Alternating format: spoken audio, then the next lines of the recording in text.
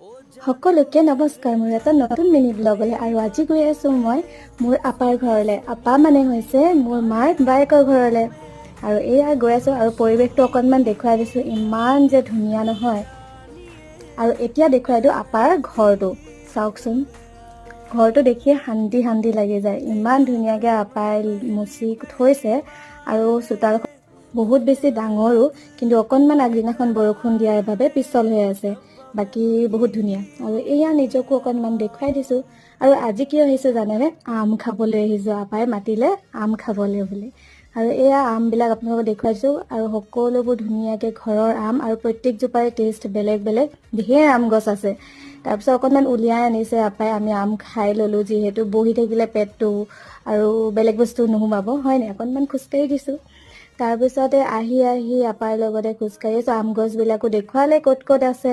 মই ভিডিঅ' কৰিবলৈ